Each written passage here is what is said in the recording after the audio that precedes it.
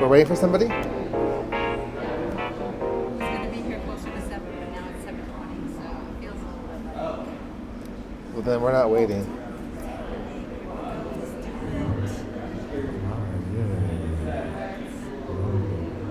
Hello, everyone. My name is Garfield Hilson. I am the Writers in the Schools manager. Tonight we're here at Murmurations. Murmurations is our reading series where we take time to recognize the writers in our cohort. Typically, we recognize them for being teaching artists. This time, we're actually showing them for their artist portion of themselves. Can you clap it up for our artists, please? So, my friends, I get the fun job of trying to prepare you all mentally, psychologically, socially, morally, I guess, for what you're about to witness tonight. These writers, these 4 individuals that we're going to have come up to this stage are beyond belief amazing. They're great people on the inside, and as shallow as it may seem, they're also beautiful on the outside as well, which matters. So we could lie to ourselves, it matters. I'm excited for you to hear the work that they're going to share with you tonight, the genius, the love, and like I said, it's my job to prepare you, and I don't have enough time to do that, so I just want you to hold on to your seats as they hit you with words that are just gonna like rip and open your heart, your brains, and also your chakras, like from your crown down to, I don't know what the foot chakra is, but your root, is that your root chakra? Did I make that up? That makes sense, the bottom of the foot chakra. Okay, soul chakra. Yo, I did that. If it wasn't a thing before, it is now. So my friends, what I need you to do is to fill this room with as much love as possible. So when I ask you to clap for the person coming up to the stage, can you give me an example of what that would sound like?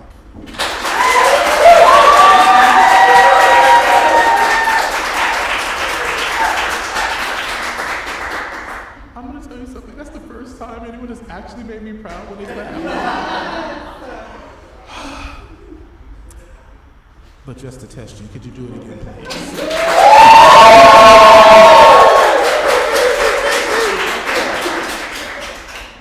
I am so excited to invite our first person up to the stage, family.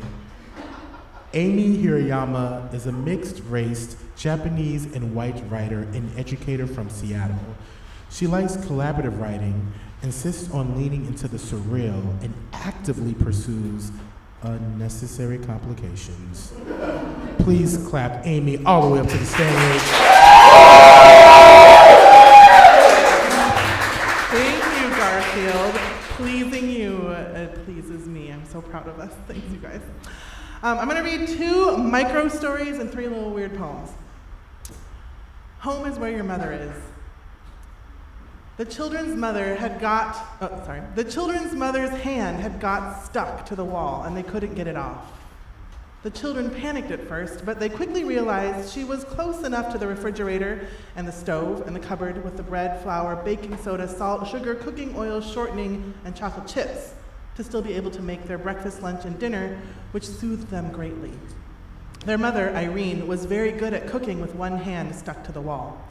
She found it was not much different than cooking with one child on her hip, or one child embracing her leg, or one child tying her ankles together with some rope he found in the garden. As time passed, the children's mother's hand sank more deeply into the wall, and 2 weeks from when her hand first got stuck, she was up to her wrist in wall. The children were slightly jealous. Having your hand stuck in the wall was very exotic. They didn't know any other children's mothers whose hands were stuck in the wall. Their mother was special. The children tried gluing their hands to the wall to see what it would feel like. The glue wasn't strong enough to keep them there for long. They took butter knives to the plaster and dug out little hand-sized holes so they too could be wrist-deep in wall. Irene said, "Don't do that." But the children just giggled and sneezed plaster dust. "What's it feel like inside the wall?" they asked. "It feels like sour cream, or maybe something lighter." Irene thought for a long time. She wiggled her fingers inside the wall. It was light, aerated, but silky. Occasionally, something cool and wet bumped into her hand or slid between her fingers. It was not an unpleasant feeling. It was like the caress of little fish. When she got tired of reading her book or listening to the television in the other room or looking out the tiny kitchen window, Irene enjoyed trying to capture one of the wet things. They were slick and soft, not slimy. Ambrosia, she finally answered 3 days later. The older children were at school, and the younger children were fighting down the hall. No one heard her say ambrosia, but the wall pulsed slightly, and Irene felt like it approved. It was very satisfying, finding the perfect description for whatever it was that engulfed her hand, only now it wasn't just her hand, but her forearm as well. How lucky to know exactly how something feels. Ambrosia. Goldfish in ambrosia. Irene's husband had to go to the grocery store now, which was not really something he had time for. She tried to make things easier by writing a detailed list, the aisles where each item could be found, and the best times of day to shop to avoid the lines. Still, he bought chicken breasts when she asked for thighs, skim milk when she wrote whole, light brown sugar instead of dark brown, even after she described the color as the shade of ginger snaps, not burlap.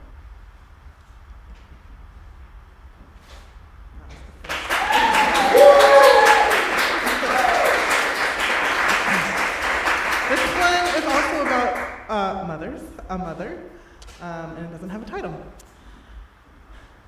Dad said we had to keep Mother in the cage. After she snapped at Lily, he said it wasn't safe for her to be out anymore. We were at home alone with Mother when it happened, and I told Lily not to make a big deal about it, that she didn't have to go and tell Dad about it, but when Dad got home from work, he could tell that Lily had been crying, and she told him everything. We both tried to tell Dad that it wasn't Mother's fault. We were bugging her. We knew better, but we were bugging her anyway. Sometimes we couldn't help ourselves. After we put Mother in the cage, she turned her back when we walked by, or she gave us this look. Dad said that was what she looked like when she was relaxed, but we knew what she really looked like when she was relaxed. Mother was relaxed outside. We missed running in the meadow while she chased us through the tall, tall grass. Sometimes we collapsed to the ground and crawled on our bellies, hoping to trick Mother into thinking we'd disappeared from the face of the earth. Poof! But she always found us right away. When she was really little, Lily could ride on Mother's back when we walked into the woods looking for the spring. But she was too big for Mother now. The spring was my favorite place because it was shady from the noonday sun. That's what we called it when it was hot, hot, hot, even if it wasn't noon. The grass was tender there, and we could doze by the babbling brook with mossy rocks as pillows. Lily and I thought that they were hard, but Mother could rest her head on one and fall asleep in an instant. Dad told us not to drink the spring water, but Mother did it anyway. She never listened to Dad. When it was hot, even in the shade, she'd crouch over the cold, deep pool next to the spring and slurp the water up. Little droplets dripped from her nose, and she shook her head to get them off. Dad said that was probably where she got the parasite that made her restless and wiggle her ass to get attention and always want to leave home and act confused sometimes and be aggressive toward the family. I got worried when Dad said that, and Lily must have gotten worried too because she kept her mouth shut and didn't tell Dad that sometimes we drank the water too. We sat more still and watched each other's butts and tried not to ask as many questions in case Dad thought we were confused. At least the cage wasn't too small. Lily drew pictures of the woods and taped them to the wall outside the cage, and I made the guest room quilt into a little bed. Mother always liked sleeping with that soft, worn quilt that some old lady stitched before I was born. It had blue stars sewn all over the white background, which I always thought was funny since that's the opposite of sky. We baked her favorite biscuits, which she only ate when no one was looking. I read her the newspaper, which she didn't seem to care about, and Lily described the pictures in her Dolly Moon Girl books.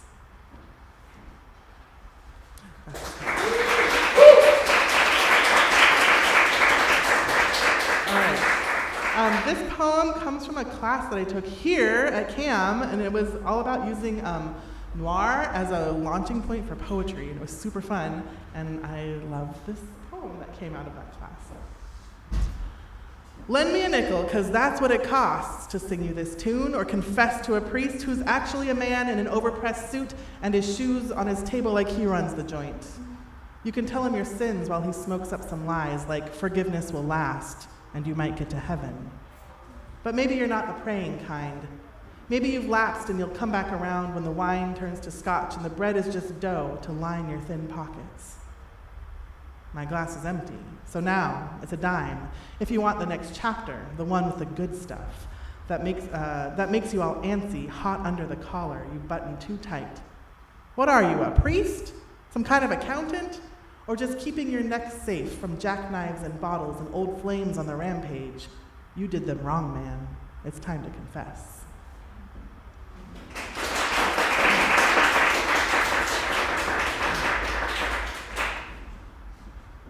Outside of your worldview is a glass-doored closet, all interiority, all bones and dizzy bottles. Within normal limits, within the bounds of your skin's stretch, is a wallet full of brittle power plays, 2 tickets to the opera, and a naked lunch vibrating at the frequency of need. Drop the marble, which is actually God, and see if he cracks up at the sight of you. See if he goes plunk when he hits the red wine in your plastic cup. See if he gets headaches after reading Liechtenstein. See if he rolls downhill philosophically, physically, or mathematically. Does God love parabolas as much as he loves parables?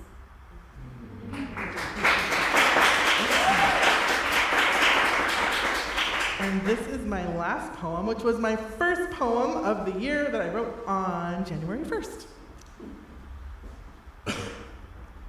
They're out of oysters, the only thing I wanted. So I'll settle for a steak, rare and red like an interior monologue.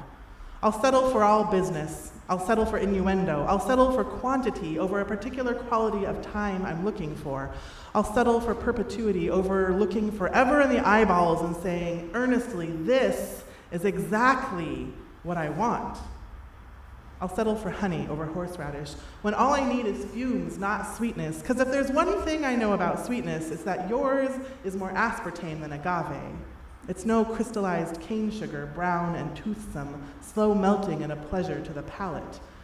Your aftertaste's all questions, fibrous, a death to the tongue in uncertain slices. Ouchie, babe. I'll eat you anyway. In big, self-secure bites, chewing while I stare you down. I'll settle for screen time. I'll settle for regular business hours. I'll settle for an island when the peninsula has no vacancy and the ferry isn't running and it's a holiday, one of the ones with legs. I'll settle for only seeing thighs in sporting situations. I won't settle for quick glances, though, and I won't wait. I will wait, but not for everything, and not for forever. Maybe for forever, but definitely not for everything. I should have submerged myself in the ocean today. I'm not thinking straight. I'm unmoored. No, I'm not. That's called melodrama, baby. I learned it from you, and this categoried hurricane I traded dirty texts with. No, I didn't. I've never done that. But that's certainly an avenue with wide sidewalks and a lot of exterior lighting.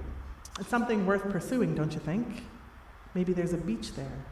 Maybe there are oysters. Thank you.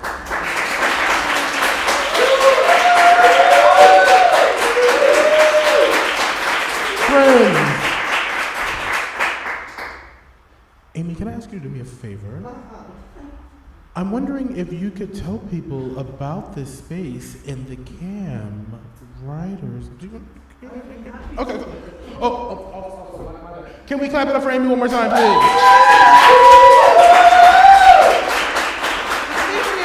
Common Area Maintenance has long been an artist studio, but it is now an artist and writer studio because we just launched the Camp Writers Membership.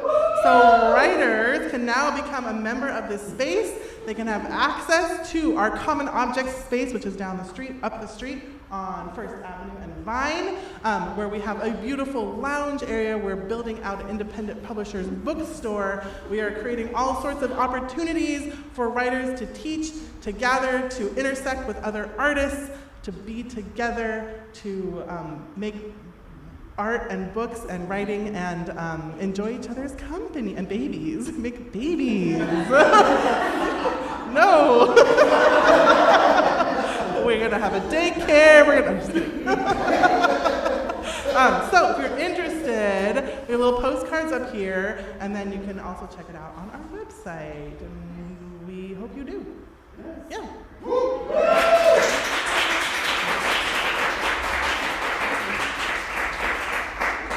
My friends, I just love words, and I hope you geek out with me. And if you're interested, please see Amy. There's information there. Yay.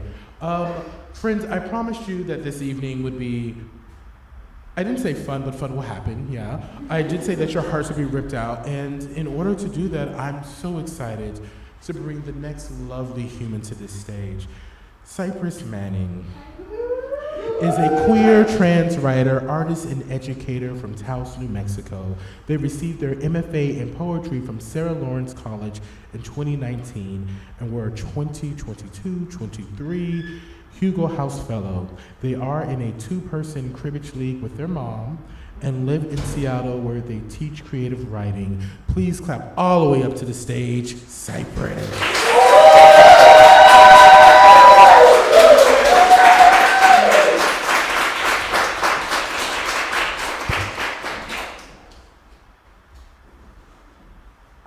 Okay, I'm gonna read part of like a long form piece, which I'm doing with like a knitting project, which is why knitting is in it a lot, but I don't have that with me.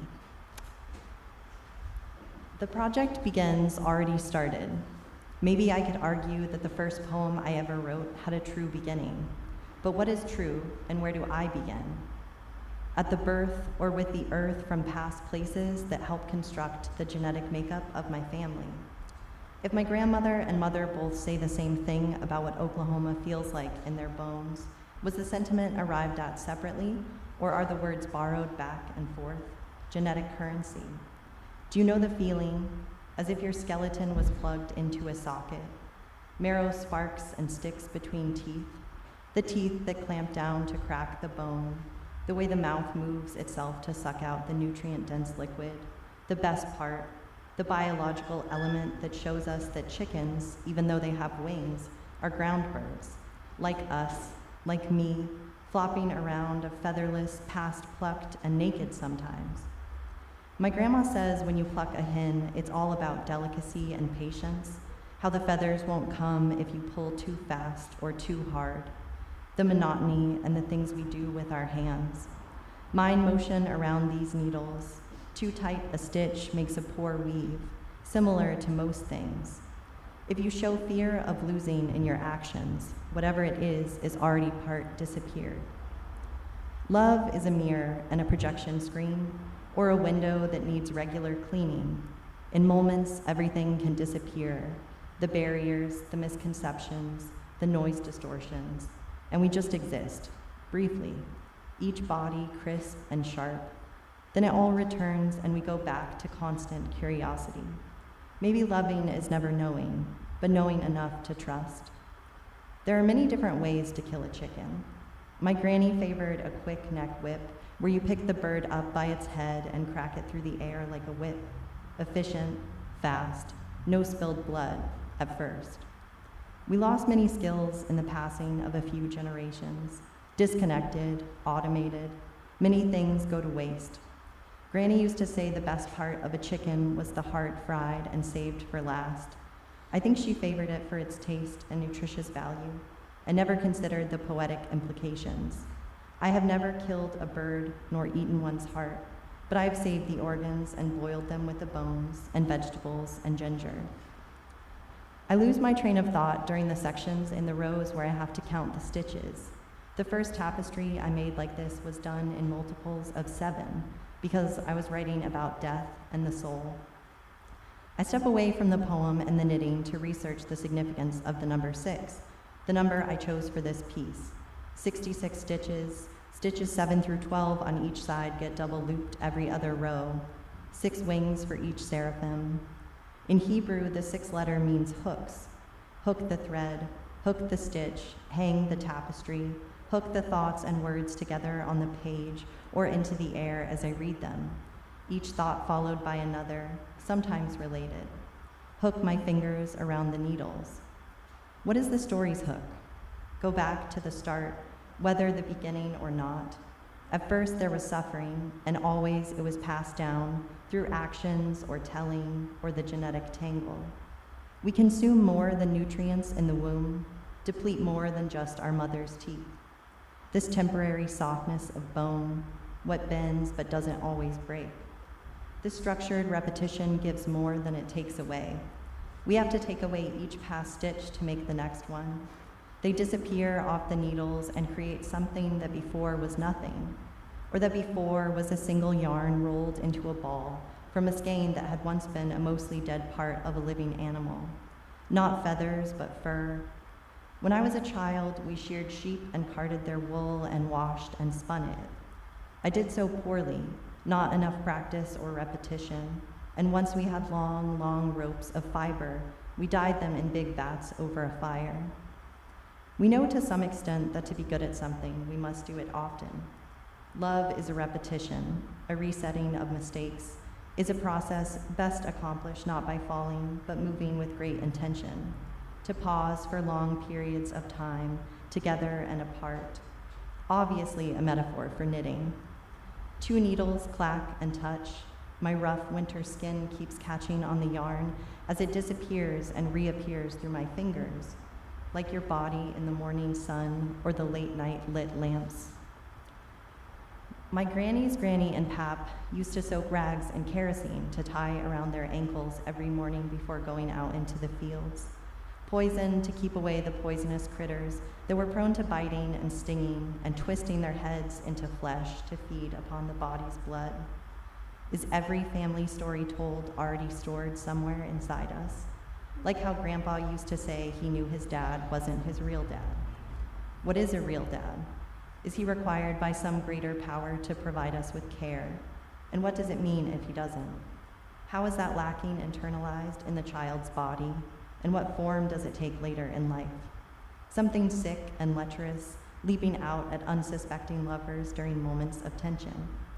If everything done to us took on a corporeal form, some of the smallest of us would be monstrous in our enormity. How sickness feels like bloat, a body twisted up in threads.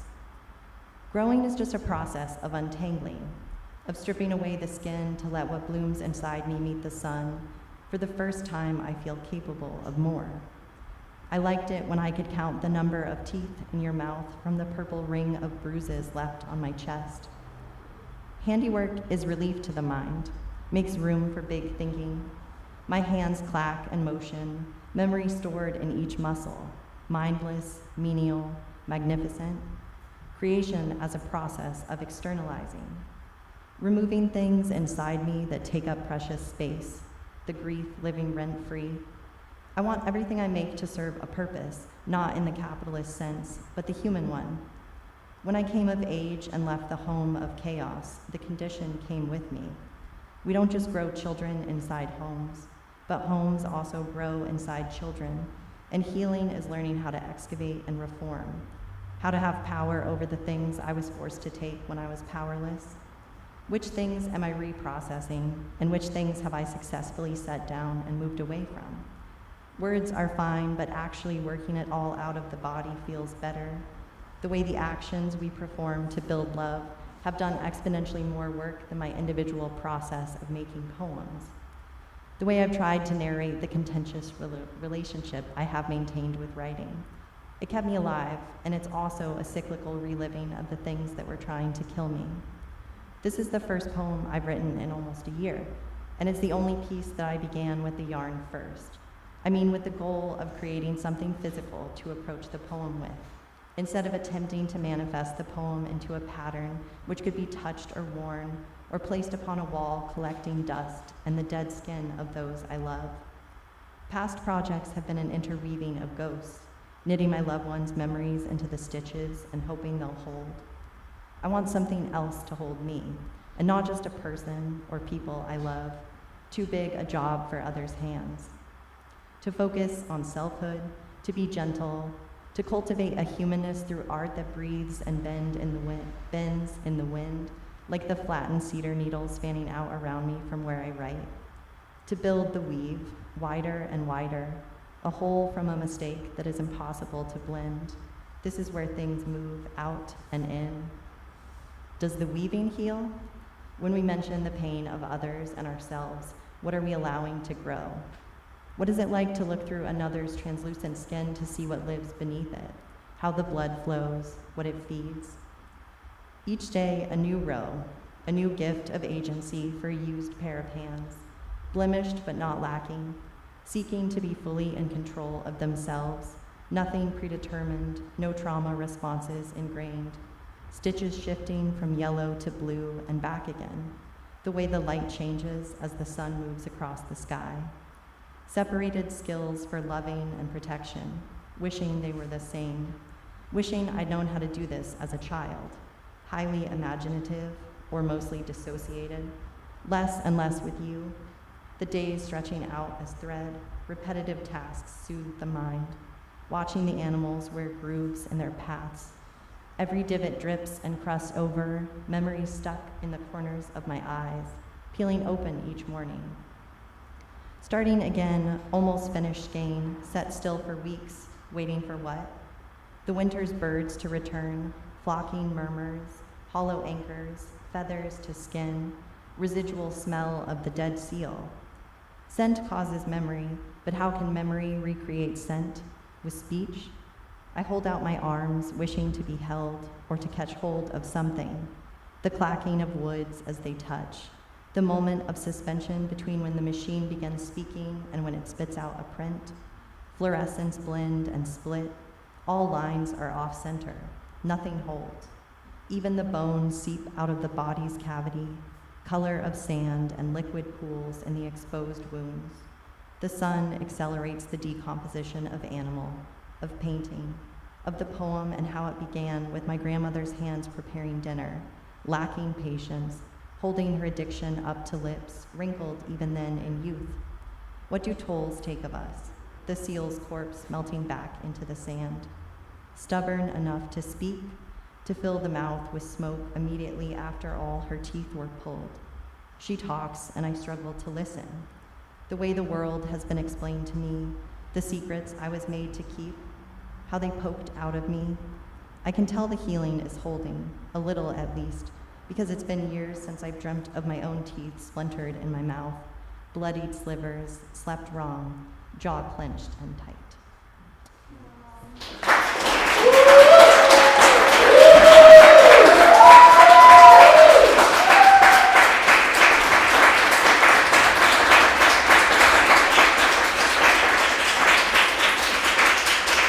Cypress, thank you for those words. You are amazing. Can we hear it one more time for Cypress, please?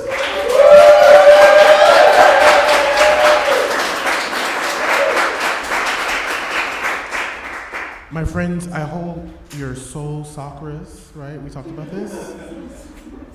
Until you tell me a better word for the bottom of your feet chakras, I'm going with soul chakras, okay?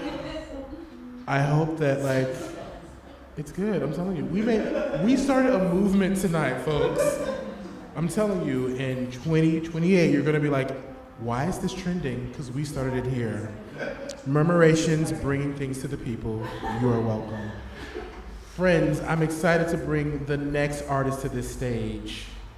Ann Kober is an Ethiopian first-gen, fortunate to be born in Seattle and creatively raised by the Seattle hip-hop scene at the height of its renaissance. Surrounded by a milieu of ingenious artist groups from Hella Dope to The Satisfaction, it was hip-hop and the Heedmo which cultivated her pedagogy for community and of critical race theory, while grounding her in the ultimate tenet of the art form, being true to oneself.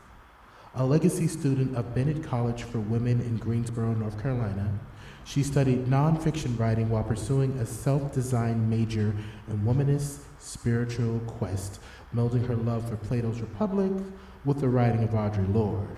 Her writing, her art, have been featured in exhibits at the Brain Bitch the Brainbridge Island Museum of Art's Wing Luke Museum, as well as published in Ambrosia Zine. Everyone, with as much energy in your bodies, please clap all the way up to the stage and Coburn.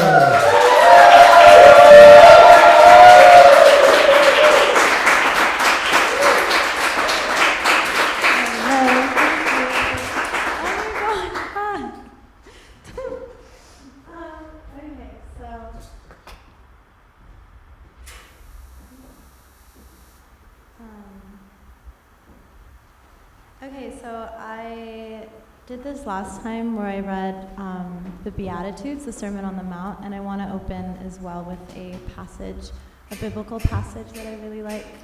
So this is Ezekiel 37, 1 through 14, the Valley of Dry Bones.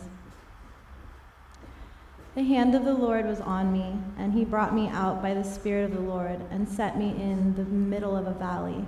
It was full of bones. He led me back and forth among them, and I saw a great many bones on the floor of the valley, bones that were very dry. He asked me, "Son of man, can these bones live?" I said, "Sovereign Lord, you alone know." Then he said to me, "Prophesy to these bones and say to them, 'Dry bones, hear the word of the Lord. This is what the Sovereign Lord says to these bones. I will make breath enter you, and you will come to life. I will attach tendons to you and make flesh come upon you and cover you with skin. I will put breath in you, and you will come to life. Then you will know that I am the Lord." So I prophesied as I was commanded, and as I was prophesying, there was a noise, a rattling sound, and the bones came together, bone to bone. I looked, and tendons and flesh appeared on them, and skin covered them, but there was no breath in them. Then he said to me, "Prophesy to the breath, prophesy, Son of Man, and say to it, 'This is what the Sovereign Lord says. Come, breath from the four winds, and breathe into these slain, that they may live.' So I prophesied as he commanded me, and breath entered them. They came to life and stood up on their feet, a vast army." So I'm currently taking a class called Writing to Witness, Grieve, and Heal, and these are two passages that were inspired by prompts that I wrote while in that class, and I wanted to start with that. Sorry, one moment, you guys.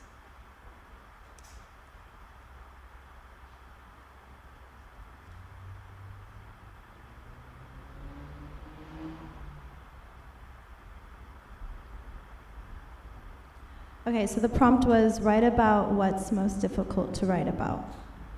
Sorry this is taking so long, I apologize. Okay, I want to write about the doctor friend from Harborview who my mom had me hang out with, who used to touch me inappropriately. I want to explore the issue of being made to believe that so many things in my family were normal when they weren't. I want to explore the toxic marriage of my parents. I want to explore the ways I was exploited by my mom, how Milu was exploited by my dad, how little time an immigrant has to be anything but a very good performer, how we were so good at it until each one of us, one by one, imploded. I am so grateful to my family for making me, to allow me to feel a pain as great as the cosmos so that I can believe in a God greater than any form of reality. When I worship, when I express my love for God, how he consumes all my sorrows, how he honors my family lineage, how even familial curses are manifested out of respect to our free will, how love sometimes, most times, is beyond language, beyond action, is the engine behind all that we know to be reality, whether imagined or actualized. I want to write about what holds us all together, the ore of the human experience, the meat of our alliances to our Creator and to each other. I long to know how we are all related. Thank you. And so then this second prompt is, I grew up in a household that. I grew up in a household that looked down and kept going until they were out of the dark. A household where jobs were never lost, only minds. Where covenants were never made so they couldn't be broken. Where you pieced your sanity together with bruised hands and smashed vessels. I am from people that had so much to lose. Where Murphy's Law was what spelled out our anguish, the backs breaking beneath interdepartmental twine. I lost my dad in the early 2000s. Now I strain to remember any of what I thought I once knew. I come from memories in which whole half decades of a life were dedicated to healing. I come from women whose innocence was stolen before they knew they had an innocence to be taken. I come from overused apology where you only mean what you say and I love you is the only apology with credence. I come from parents without blueprint, just a deep-seated belief in the American dream. I come from what had undone me, from the broken borders of my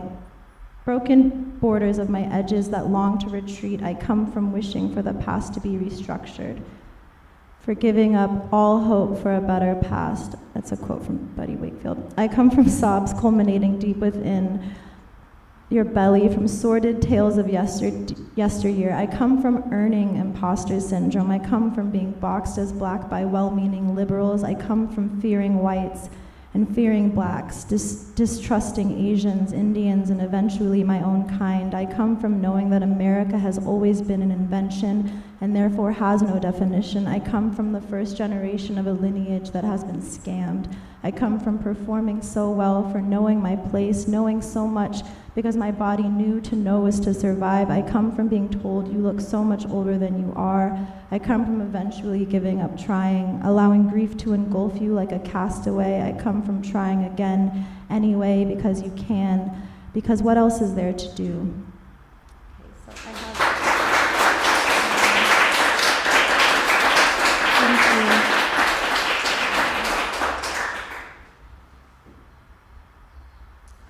So I'm going to read two more poems. One is about my brother Milu. And this poem is about how, and I've shared this at other readings, but about how I think Seattle, I grew up in the city, and I think it's sort of, well, I think it is a hazard for black men to grow up in the city. I think a lot of black men end up becoming insane just because of a lot of things that nobody wants to talk about, and my brother is one of them. And I wrote this poem about Milo, so one moment as I find it. I apologize, you guys, just give me a second. Here it is. Okay. I cannot tell you why the world looks upon you cruelly, and what's more, why you didn't survive it. Why, with every romance novel published, with every monolithic symbol this country bows at the feet of, your kind seems impossible. You were pure to me then, before all our gravest fantasies about inherent safety were overturned. Why do you think you changed completely? Your humanness, your source of tender, empathy-building trust, has gone elsewhere. Instead, I'm here on the floor, cross-legged and shaken, trying to make sense of who you became. Your eyes are terrifyingly empty. Your smile, an emblem of broken promises. When you open your mouth to croak, dare speak, the world becomes a cacophony of siren-laden horrors. I can't open my eyes without wondering about all of the experiences which pinned you down, unprepared and wanting, causing me to consider violence, and yet I will always look to you, hoping for escape. In you, I am reminded of all that remains undefinable, that often there is no beautiful arc of justice we can turn to for when life reveals her unhinged nature. Instead, we might just be changed against our will, and no better for it. Despite this, my brother, where might I find you? In the dark at the basketball court behind our house, the one which housed so many defeats, not enough victories, where we ran from our opponents for our lives, not knowing that this was practice, that we would lose all our virginities, all our hopes and dreams running, all our enemies disappearing into the wind running, all our seemingly incongruous rites of passages would converge and congeal like mud before our jaded eyes, indistinguishable from whatever came before. Asking a black man what happened to you is like asking the one-time lovers where things went wrong. All they will do is laugh, look you in your eye, and unleash a wave of retrospective visions you shall forever attempt to unsee. There is no redemption from the ugliness of something once beautiful. But believe this, evil is a gaping mocker, supercharged by the supernatural. Hell hinges on the fingertips of white women, and forgiveness is a thing with feathers that falls too.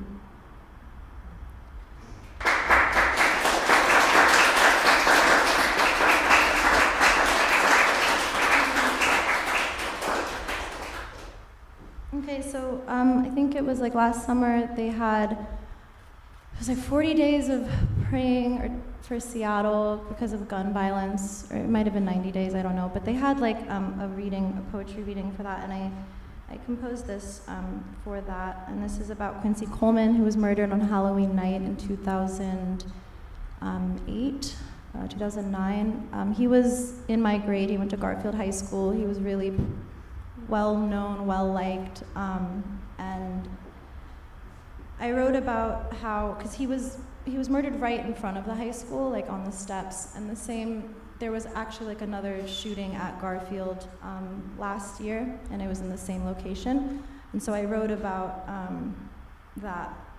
This came from that. I was 15 years old the first time someone I loved was killed by a barrel. Quincy Coleman, though I'd never met him, was a Seattle legend by the time he was a sophomore in high school. Beautiful and brash, his gifts were so numerous they reflected the sun's rays, uncontainable and eclectic. He was a product of our city, a cheeky half-grin perpetually plastered across his face, a banner of the eccentric, bright-eyed and bushy tail, obviously divinely detailed by our author in heaven. I went to the other high school, more or less than 3 miles away, but his name reverberated through our hallways. I loved him before I ever laid eyes on him. I missed him before I could ever shake his hand. My laughter for his jokes I had never heard in the first person turned into weeping before I could understand how someone so young, all of us unaccustomed to gun violence, don't ever normalize a sickness, could die facing a man-made weapon for war. On Halloween night so many years ago, something in all of us stopped breathing too and has since never been resuscitated. His blood crying out from the pavement. Seattle teaches you how to miss people you have never even met. In a city as small as ours, everyone less than a degree removed, there are millions of phantom connections courted by word of mouth, charisma, and fame. The pace of change is quickening globally, and where other cities are a flicker, Seattle is aflame. His unspoken legacy is now gaining momentum, headed toward an imminent end, likened to Third and Pike, an unnameable violence in the air on the grounds of Garfield High, no less, but we are too polite, too politically incorrect to intrude on territories marked for murder on school property. Is our neglect, blind eyes, unwillingness to name what is sinking its teeth into our city useful in the long run? Shall we wait until police forces have no choice but to evacuate these territories cackling to us from underground? What then? Who do you love? Quincy was loved by blacks, whites, and non-whites. Please stop inquiring as to the color of the children in front of or behind the gun. Do not reduce the memory of those we lost to the tone of their complexion, lest you continue to objectify them even beyond death. Bullets are colorblind, and they all produce the same color. May we hold each other in collective grief. May we keep our eyes open even through wailing. May we never grow numb at the injustices our children are subjected to. Here is the secret.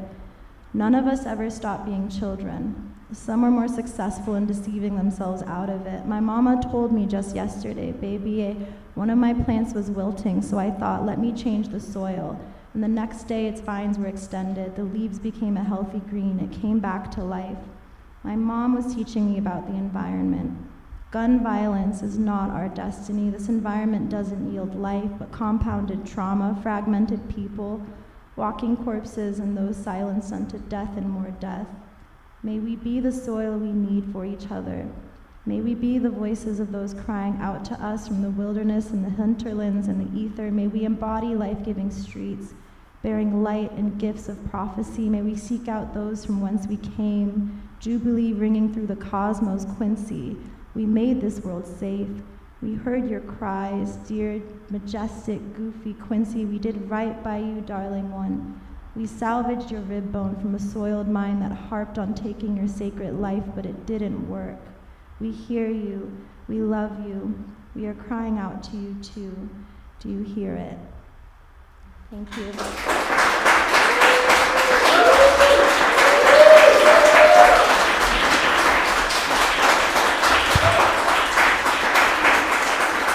Friends, that was Ann Cobra. Let's give it up one more time, please.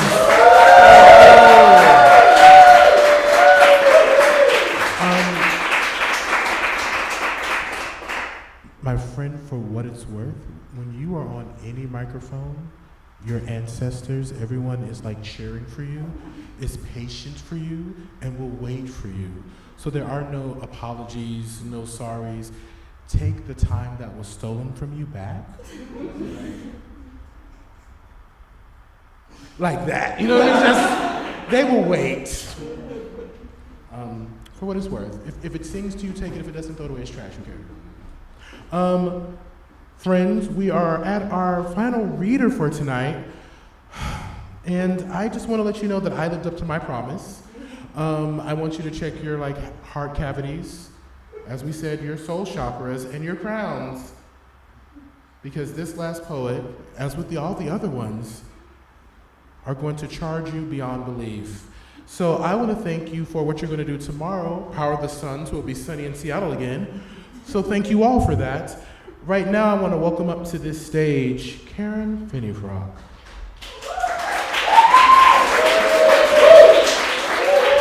Okay, I mean, if it was any other audience, I wouldn't do this, but I'm very disappointed in all of you, okay? We worked on this, and you all are excellent, so I'm going to do this again, all right?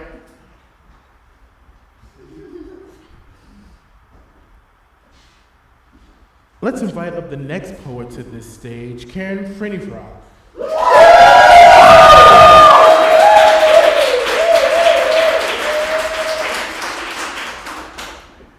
Karen Finneyfrock is the author of 2 young adult novels, both published by Viking Children's Books, and the author of a full-length collection of poems released by Right Bloody Publishing. She is the recipient of residencies from Hedgebrook, Liddell Reserve, and Mineral School, and grants from the City of Seattle Office of Arts and Culture, For Culture, and Artist Trust. Karen recently presented a new creative writing workshop for dementia caregivers funded by For Culture. And we did ask a question. Some folks decided to answer, some folks did not. And this is the response that Karen had. The question we want to know is that if you could create a joy candle that could summon any memory to bring you as much happiness as possible, what would that candle smell like, and where would it send you? Karen's response: if she could create a joy candle, it would smell like her mom's garden when the strawberries are ripe, tennis balls hitting the court in August, and reef-friendly sunscreen. My friends, welcome all the way up to the stage, Karen Finneyfrock.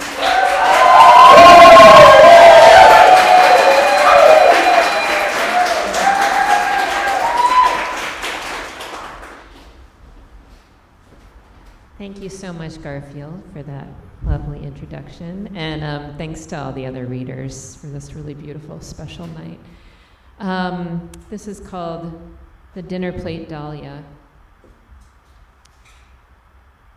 Because the women at the farmer's market were carrying white cones of thick paper piped with September's dinner plate dahlias, and because I wanted to be one of those bright ladies so easy with joy, I bought the flowers, dark fuchsia puckers surrounding a seedy lemon sun. $10 I half told myself was wasted and vain. But then I came home and, like every Monday, sat with my grief circle, cluster of women who mourn while reminding each other to breathe. And I breathed, first on the sadness and then the nothingness. And when I opened my eyes, I looked again at the giantess Dahlia, and I saw her. Dark pink mother bobbing on a waxy stem. Scented mother with florets opening. Patient mother watching me with nowhere to be. Queen mother seated on her vase throne. Laughing mother and a puff of pollen. And because I don't understand why my sweetest of mothers ended up inside this magenta dress of a flower, I can't explain it to you. I can only say, there she is again, even when I blink or shake my head, beaming at me, telling me to live.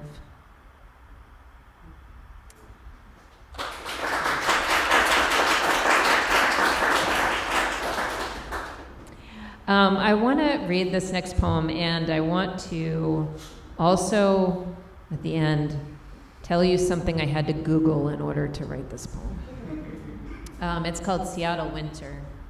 Wear your wool sweaters while it is winter. What could winter want better than you, dressed in a warm vestment of the sheep's summer shearing? Wear your best weather for winter's getting wetter. Wear winter's wanting like it was your best endeavor. Wear your best winter, autumn's colder sister. Life is a fleeting window to a long, warm forever. So thank you.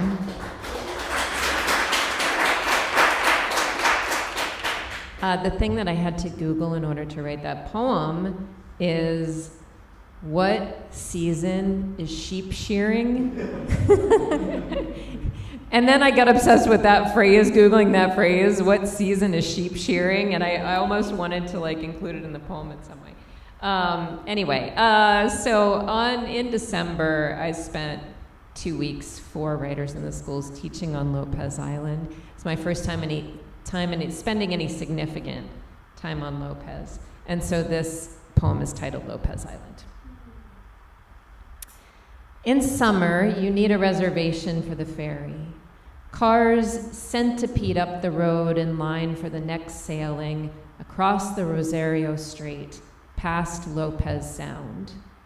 But it is almost winter, the last shrinking days before solstice, so the ferry is only locals and me. The island is dark due to county initiative. No streetlights or lit store signs, maybe for nesting seabirds, I'm guessing, or the visibility of the auroras. Maybe everyone who moved here suffered a sickness brought on by light. The sun drops into the Pacific at 4 o'clock. By 6, the sea is black as a stage curtain. I'm here to teach writing at the high school and have a break from caregiving my dad. The first night, I drive to the village and take 20 steps before I can't see my feet. Freezing air wets my neck. Suddenly, I'm tossed overboard, lost in the frigid Pacific, adrift, though standing on the ground. My father has dementia. One day he asked 14 times if anyone had arranged the spoons. My mother had dementia too. I turn on my flashlight and it makes my breath look ghosty. Lopez Village constructed a Christmas display, colored LEDs on a wreath form glowing like anglerfish. I swim over and stare. Since my dad got sick 3 years ago, this is the farthest I've been from him. Headlights turn a passing farm truck into a research vessel. Where is my hat? And for that matter, my pocket. This island is the darkest I've ever been. I might be inside my skull with no eye holes. My father wakes at midnight and dresses for breakfast. After lunch, he says it was a delicious eclipse. I didn't know the moon could be such a sliver and still breathe. The stars out here feel show-offy. You're bright and amazing, we get it. Around me, seabirds are nesting, and around them, the Milky Way. There are darker places this side of space, but I've never spent 2 weeks in them. Where is the current pushing my father to? Can I pull him with me and still swim? This precious dark diminishes with the wilderness. Cave writings that disappear in the light. Sounds are louder out here. The waves hitting the shore are not a group noise. They are each breaking by themselves. I can hear everyone, individual, isolated, part of the sea.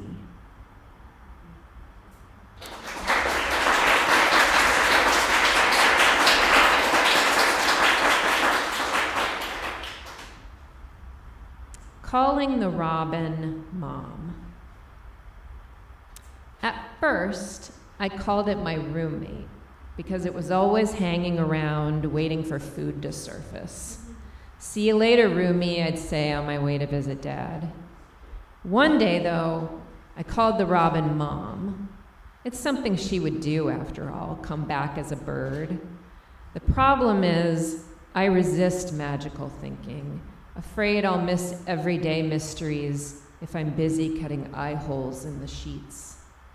I didn't really believe the bird was my mom, even though I could spend a week naming mom-like things the bird did, staring at clouds, clearing the gutters, watching me with that particular tilt of her head.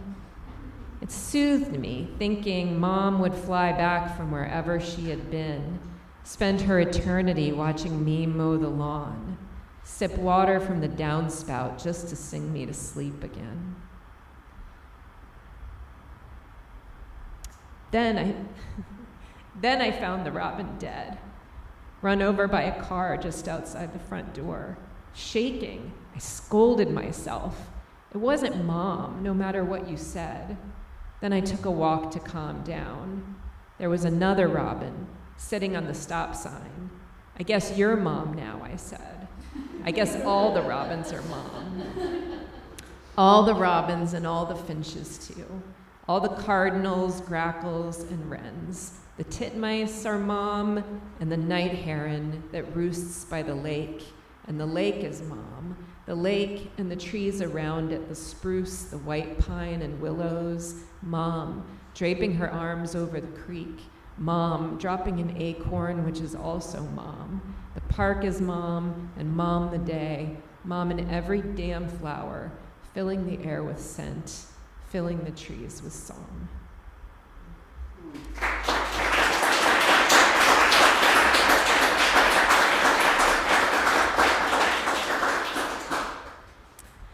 Thank you all so much for listening. I feel sort of a little guilty I'm not ending us on a high note tonight. But this is the last poem, and thanks to Sierra Nelson, who helped me with this one. It's called Up, Up, the American Goldfinch.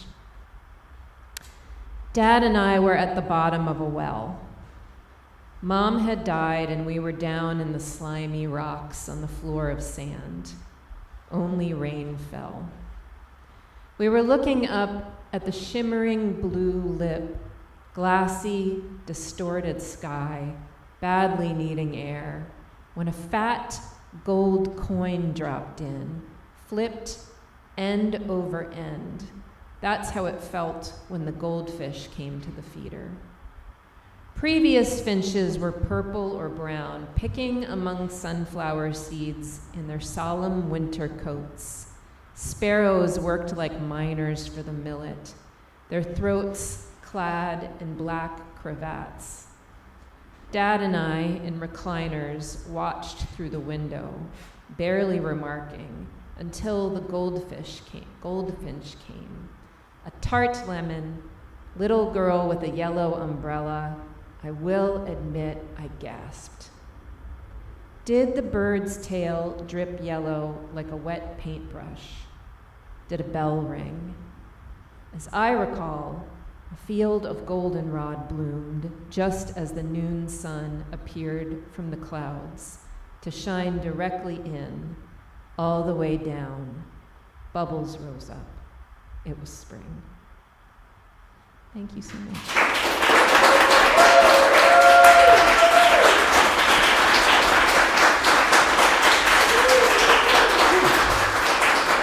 Friends, that was Karen Finney-Fall. Can we hear it one more time, please? Like I said, it was my great joy to attempt to prepare you for the words and feelings and emotions and things you would have tonight. And I know that I did not do a great job because I saw your head just pop open. You're welcome. Please feel free to greet the artists tonight with respect. They gave a lot of energy and love up here. So be mindful of the topics you bring up to them. They've already done all of the great work. I pray that you have a great rest of your evening. I want to thank Cam for allowing us to be in this space. Please remember the writer's membership if you are interested, because you too could one day be up here. Yay! Also, my friends, please be kind to yourselves, the universe, and the world, and please make sure to always rest kindly on your soul chakras. Good night. Thank you.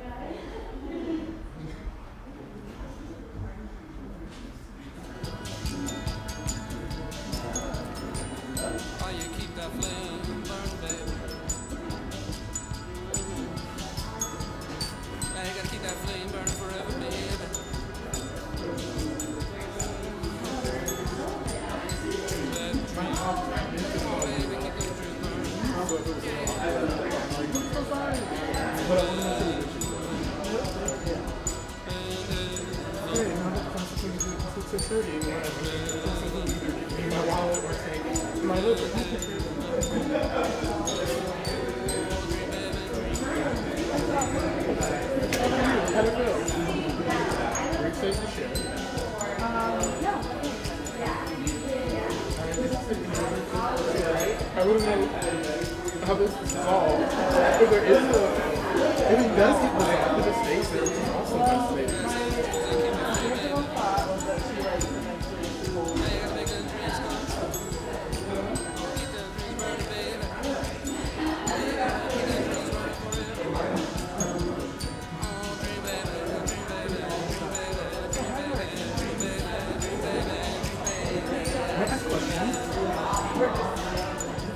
Does she, how committed is she to the leadership?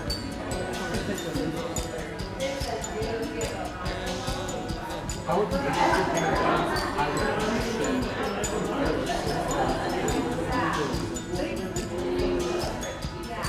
you know what I mean? You did such a good job MC. Oh, thank you. Awesome. You did such a good job reading.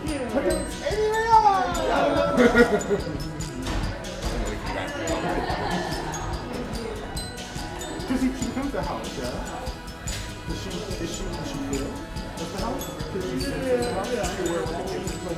So does she slowly come in? Like, does it educate someone every morning? Or just like, if, for example, right? I'm aware that you're yeah, I think everywhere. You like that would be interesting.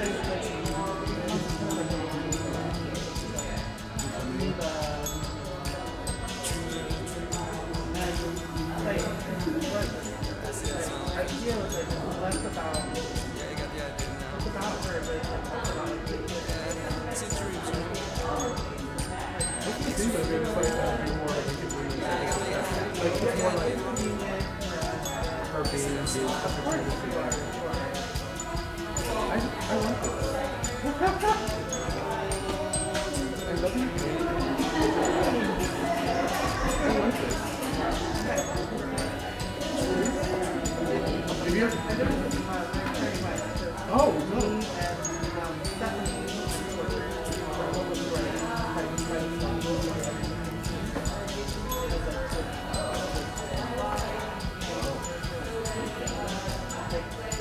How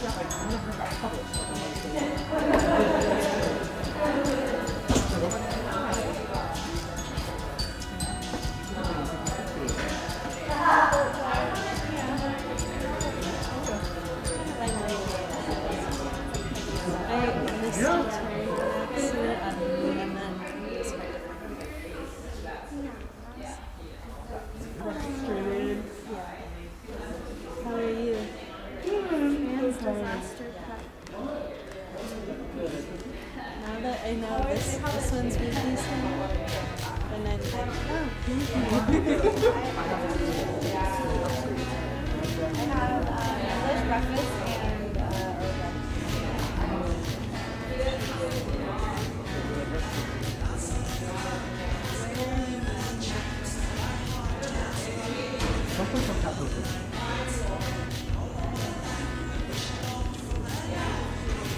I will either come back to the water or this is my weekend. Huh? I'll pick up one from